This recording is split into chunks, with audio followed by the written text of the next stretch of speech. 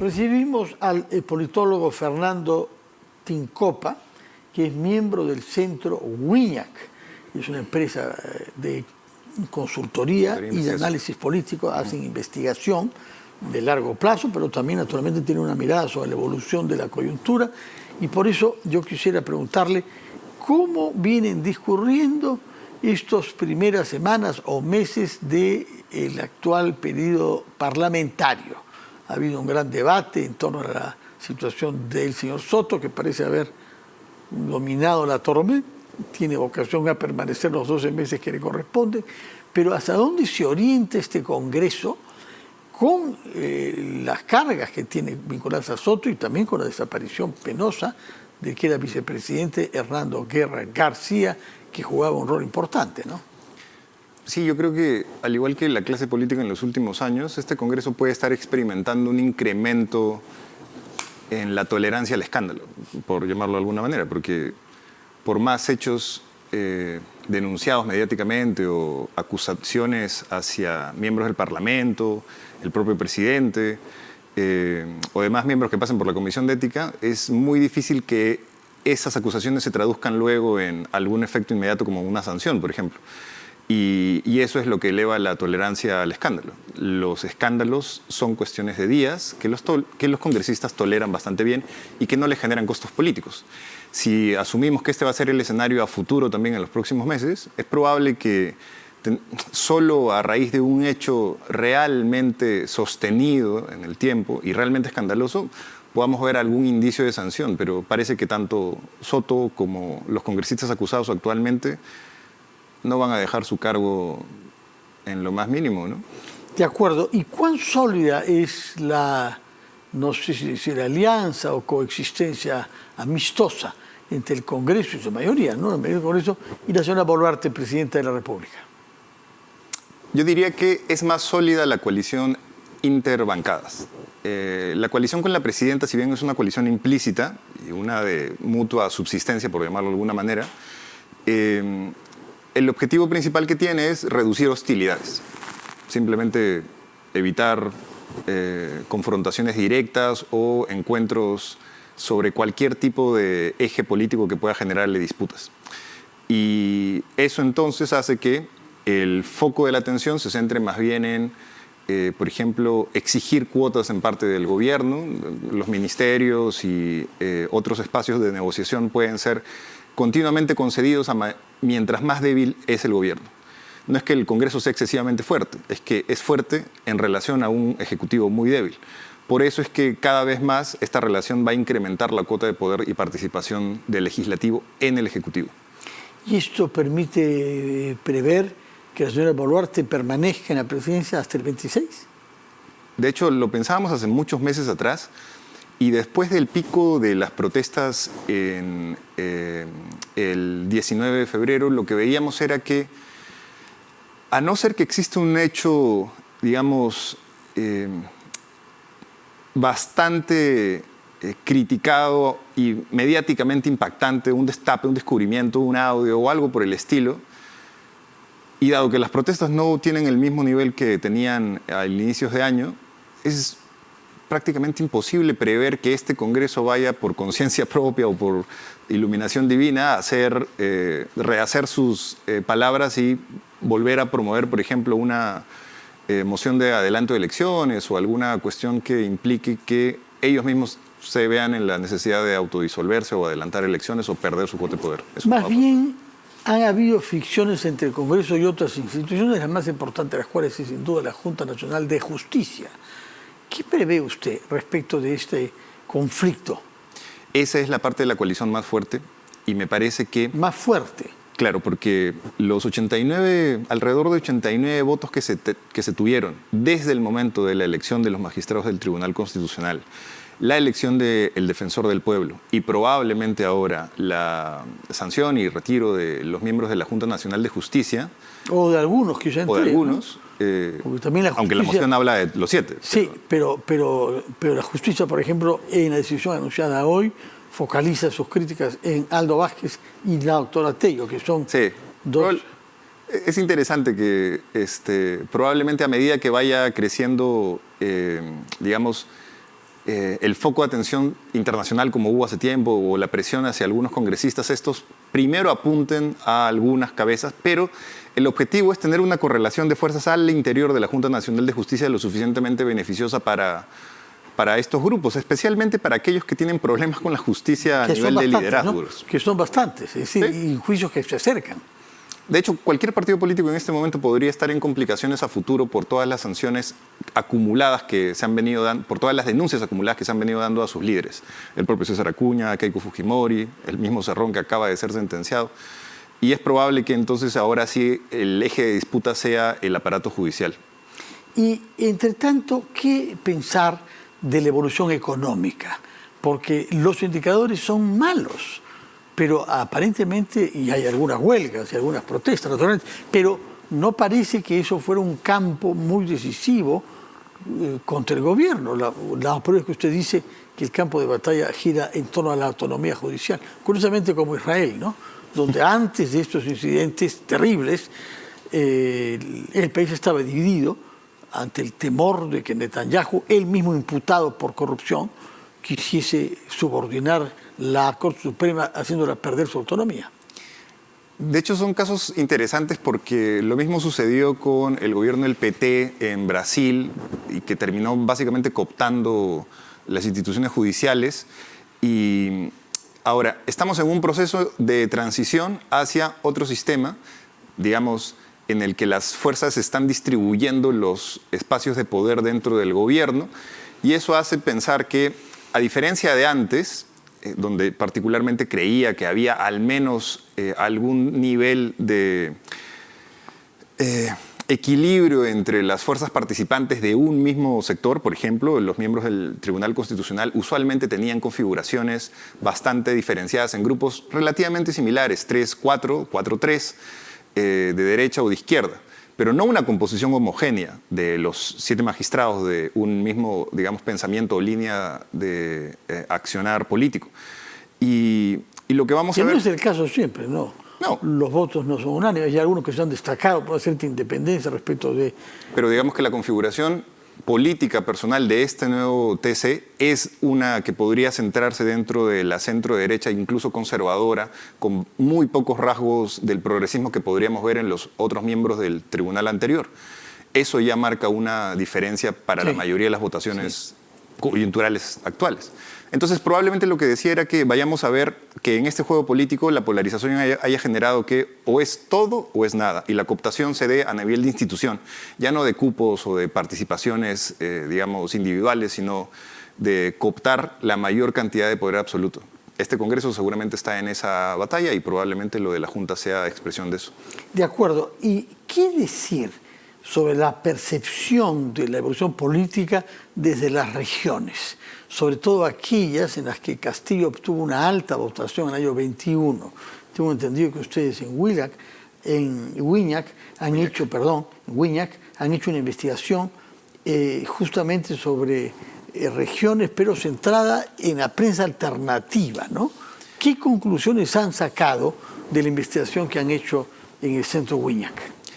Sí, hay muchas, pero dentro de las interesantes uno podría resaltar que lo que está ocurriendo desde hace muchos años, sobre todo con la incursión del Internet, es una suerte de paralelismo en el que las ideas políticas se difunden a través de narrativas muy poderosas en medios alternativos, entre comillas, que propagan a una velocidad muy fuerte, sobre todo en provincias y en niveles socioeconómicos bajos, ideas que configuran realidades paralelas. La prensa alternativa genera realidades alternativas de interpretación sobre los fenómenos actuales y hemos visto que se han estado, digamos, reforzando algunas ideas en torno a el gobierno de Castillo, pero no solo esa, sino a la participación política de grupos como el etnocacerismo o algunos otros que tenían ideas bastante posicionadas respecto a nacionalización de recursos, a lucha contra élites oligopólicas. Y estos entes que han sido caracterizados como enemigos contra los cuales se combate, sirven también a la vez como de chivo expiatorio, que sirven para que otros grupos propaguen, digamos, ideas que impulsan algo así como la expectativa de la necesidad, mejor dicho, de tener liderazgos fuertes, bastante autoritarios, y con 3 características que yo resaltaría, ¿no? Que es altamente punitivos, que probablemente sean personajes que exalcen la lucha contra el crimen, contra los corruptos y contra cualquier otro enemigo con punitivo, incremento de penas. De los grupos sociales. Sí, no, populares. punitivo en términos de incrementar penas. Esto grafica un poco la mano dura y el autoritarismo clásico.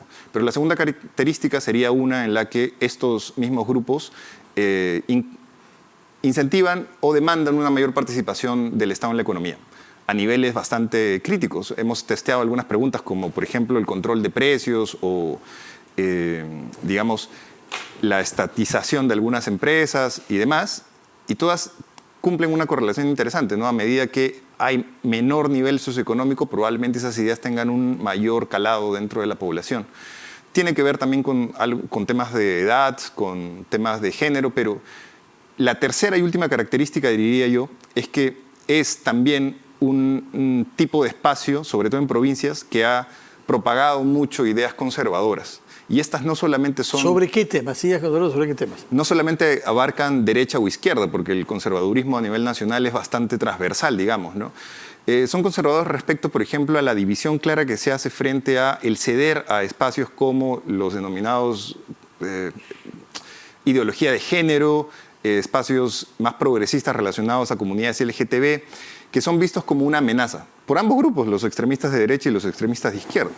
Y adicionalmente, esta sensación se traslada a un conservadurismo que puede estar más relacionado también con lo excesivamente nacionalista y proteccionista.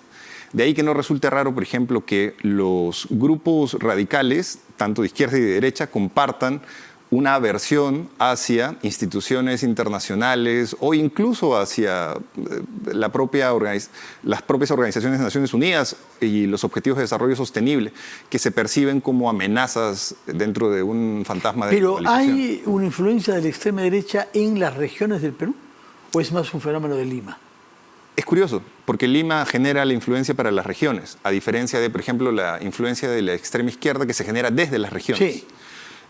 Pero en los últimos años hemos estado viendo que esa influencia parece estarse generalizando un poco más. Es decir, Perú, por ejemplo, es uno de los primeros consumidores de información de canales liberales de Argentina, que usualmente propagan mucho o repiten mucho los videos de Milei. Y esas ideas calan acá como ideas de formación. Y hay un nuevo auge de un movimiento liberal que está en expansión y que promueve... Ultraliberal, no liberal. Ambos, sí. Porque los ultraliberales, es cierto, existen también y están dentro de un espacio... Milei mismo, ¿no? Sí, digamos, Milei podría considerarse para el estándar internacional como un ultraliberal. Yo lo llamaría más como... un liberal económico y conservador en lo social, ¿no? Que a pesar de que muchos asuman que eso es un estándar normal de liberal, algunos lo asumen como liberal. Ahora, algo que no gusta de él, sin duda, en la sierra, es que es antitaurino. Yo no sé de qué le venga esa actitud.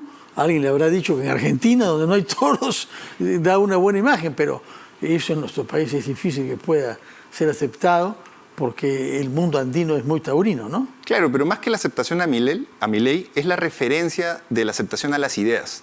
Porque lo que tienes cuando tienes consumidores de noticias políticas constantemente es a clústeres que buscan autoconvencerse de las ideas en las que están predispuestos a creer. Entonces consumen los canales que les venden esas ideas como ¿Y esos canales argumentos o balas para defender. ¿En qué plataformas? La mayoría en redes sociales. El Facebook todavía sigue siendo una fuente muy importante de difusión de ideas a nivel de provincia.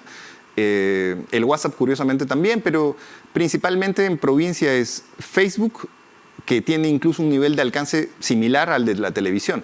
Me parece que está alrededor del 40%. Y dentro de los 2 primeros medios que la gente utiliza para informarse de noticias políticas.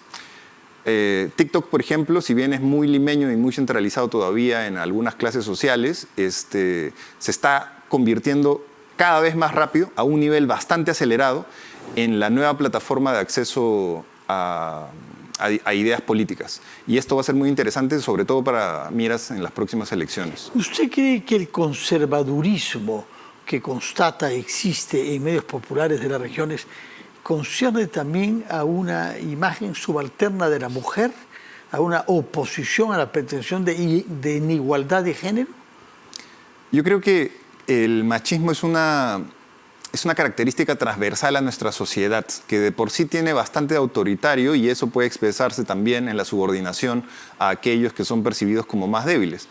Y probablemente, no quisiera generalizar, pero en algunos espacios políticos, incluso la participación de la mujer es vista como inferiorizable, porque no representan, digamos, para esas personas espacios en los que uno pueda tratarse en igualdad de condiciones. De ahí que, por ejemplo, la mayoría de partidos políticos no considera a las mujeres dentro de los primeros puestos de sus listas para elecciones distritales, o que hay muy cuando pocos las cuadros manifestaciones, femeninos. particularmente en Puno, pero no solo, hemos visto a mujeres dando la cara y desfilando en primera fila, y voceras y dirigentes.